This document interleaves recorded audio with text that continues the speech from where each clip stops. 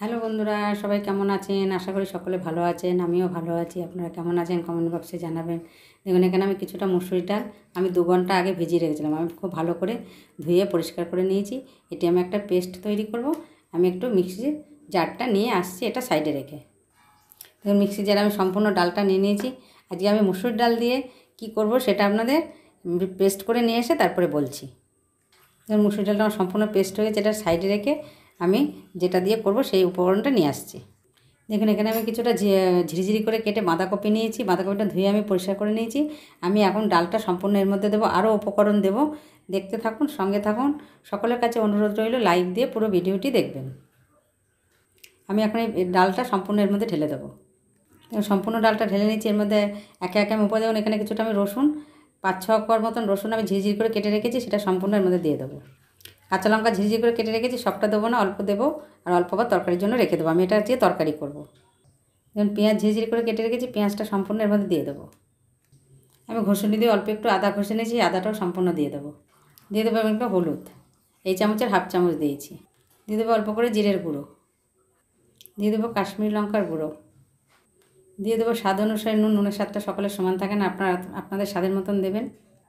এখানে আমার 100 গ্রাম চিংড়ি মাছ আছে। আমি এখানে ছোটো ছোটো করে কেটে নিয়েছি। দেখুন, আমি চিংড়ি মাছগুলো সব ছোটো ছোটো করে কেটে নিয়েছি। এটা সম্পূর্ণ আমি এর মধ্যে দিয়ে দেবো। মিক্সি বাটিটা ধুয়ে আমি জল অল্প করে দিয়ে দেবো। এবার হাতের সাহায্যে আমি সম্পূর্ণ খুব ভালো করে মেখে ফিরে আসছি।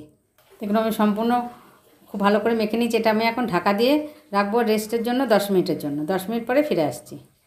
দেখুন, ফিরে এলাম 10 মিনিট পরে। আমি ঢাকনা দিয়ে রেখেছিলাম, ভালো করে মজে গেছে। এর মধ্যে দিয়ে দেবো আমি 1 চামচ বেসন। 1 চামচ বেসন দিয়ে দিচ্ছি। আমি খুব ভালো করে এখন এটা মেখে নেবো ওর সঙ্গে। কেন শুধু মুসুর ডাল দেওয়া ভেঙে যেতে পারে, বড়া আমি তো বড়ার মতন করে ভাজবো, সেই জন্য আমি 1 চামচ বেসন দিলাম। হাতের সাহায্যে আমি খুব ভালো করে মেখে নিয়েছি। এবার চলুন গ্যাসে ফিরে যাই। আমি ফিরে এলাম গ্যাসে। গ্যাসটা জেলে আমি কড়াই বসিয়েছি। তাতে আমি বেশ খানিকটা সাদা তেল দিয়েছি, কেন যেহেতু আমি বড়ার আকারে ভাজবো সেই জন্য তেলটা আমার গরম হয়ে গেছে। এবার একে একে আমি বড়াগুলো দেবো। এখন আমি গোল গোল করে দিয়েছি, আপনারা চ্যাপটা করেও দিতে পারেন। আমি গোল গোল করে দিচ্ছি। আমি সব বড়াগুলো দিয়ে ফিরে আসবো। আরও একটি দিয়ে দিচ্ছি। আমি সবগুলো তো হবে না একবারে, আমি কিছুটা দিয়ে ফিরে আসছি। এখন আমি কিছুটা দিয়ে দিয়েছি। ওই পিঠটা লাল হওয়া পর্যন্ত এবার অপেক্ষা করবো। এখন ওই পিঠটা লাল হয়ে গেছে, আমি একে একে উল্টে দেবো। সম্পূর্ণগুলো উল্টে ফিরে আসছি। সবগুলো উল্টে দিয়েছি। এবার ওই পিঠটা লাল হওয়া পর্যন্ত অপেক্ষা করবো। দেন আমি সবগুলো উল্টে পাল্টে ভেজে নিয়েছি। আমি এগুলো তুলে ফিরে আসছি। বাকিগুলো একই প্রসেসে ভেজে ফিরে আসছি। দেখুন, ভাজাগুলো তুলে নিয়েছি, বড়া ভাজাগুলো সব। আমার তেলটা একটু কমিয়ে নিয়েছি। এবার দিয়ে দেবো এর মধ্যে সাদা জিরে ফোড়নে। জিরেটা ফোড়নে দিয়েছি, মিষ্টি সুগন্ধ হয়ে বেরিয়ে গেছে। আমি দেখুন ডুমো ডুমো করে আলু কেটে রেখেছি, আলুটা সম্পূর্ণ এর মধ্যে দিয়ে দেবো। আমি একটা বড় সাইজের আলু নিয়েছি। আলুটা একটু হালকা লাল হয়ে করে ফিরে আসছি। দিয়ে দেবো অল্প করে পেঁয়াজ কেটে রেখেছি, পেঁয়াজটা দিয়ে দেবো সম্পূর্ণ। পেঁয়াজটা দিয়ে একটু নেড়ে চেড়ে নেবো। মাঝের সাইজ ছোটো একটা টমেটো কেটে নিয়েছি ছোটো ছোটো করে, সেটা সম্পূর্ণ এর মধ্যে দিয়ে দেবো। একটু ঘষুনির সাহায্যে আমি একটুখানি আদা ঘষে নিয়েছি, সেটা সম্পূর্ণ এর মধ্যে দিয়ে দেবো। দিয়ে দেবো সামান্য একটু জল, মশলা দেবো তো সেই জন্য। দিয়ে দেবো 1 চামচ পেঁয়াজ বাটা। দিয়ে দেবো 1 চামচ জিরের গুঁড়ো, এই চামচের 1 চামচ জিরের গুঁড়ো দিলাম। দিয়ে দেবো এই চামচের হাফ চামচ হলুদ। দিয়ে দেবো এই চামচের 1 চামচ কাশ্মীরি লঙ্কার গুঁড়ো। দিয়ে দেবো স্বাদ অনুসারে নুন। সকলের নুনের স্বাদটা সমান থাকে না, আপনারা আপনাদের স্বাদের মতন দেবেন। এবার আলুর সঙ্গে সমস্ত মশলা কষিয়ে যতক্ষণ না কাঁচা গন্ধ যাচ্ছে আর তেল ছেড়েছে মশলার থেকে, ততক্ষণ আমি কষিয়ে তারপর ফিরে আসবো। যেমন মশলাটা কষা হয়ে গেছে, মশলার থেকে তেলও ছেড়ে দিয়েছি। দিয়ে দেবো পরিমাণ মতন জল।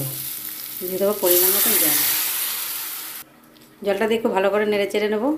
আমি আলুটা সেদ্ধ হওয়া পর্যন্ত অপেক্ষা করবো। আলুটা সেদ্ধ হয়ে বলে ফিরে আসছি। এই পর্যায়ে দিয়ে দেবো যে কাঁচা লঙ্কা কেটে রেখেছি, সেই কাঁচা লঙ্কাটা সম্পূর্ণের মধ্যে দিয়ে দেবো। কাঁচা লঙ্কাটা দিয়ে খুব ভালো করে নেড়ে নেবো। এবার আলুটা সেদ্ধ হওয়া পর্যন্ত অপেক্ষা করবো। দেখুন, আলু আমার সেদ্ধ হয়ে গেছে। আমি এবার দিয়ে দেবো এবার বড়াগুলো ভেজে রেখেছি, এক একে সবটা দিয়ে দেবো বড়াগুলোর মধ্যে। বড়াগুলো সম্পূর্ণ দিয়ে দিয়েছি। এবার 1 মিনিটের মধ্যে ফোটা পর্যন্ত অপেক্ষা করব। এই পর্যায়ে দিয়ে দেবো হাফ চামচ চিনি। চিনিটা না দিলে তরকারি কোনো স্বাদটাই লাগবে না। চিনিটা দিলে সব কিছু তাহলে মশলার সঙ্গে ব্যালেন্সটা ঠিক থাকবে চিনিটার জন্য। চিনিটা দিয়ে খুব ভালো করে নেড়ে চেড়ে নেবো। এই পর্যায়ে দিয়ে দেবো একটু ধনেপাতা। আমার তরকারিটা হয়ে গেছে। ধনেপাতাটা দিয়ে একটু নাড়াচাড়া করে নেব।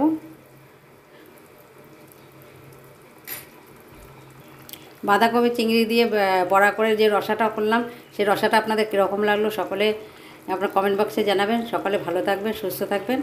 আমি এবার এটা নামিয়ে নেব। সকলে ভালো থাকবেন, সুস্থ থাকবেন। ধন্যবাদ।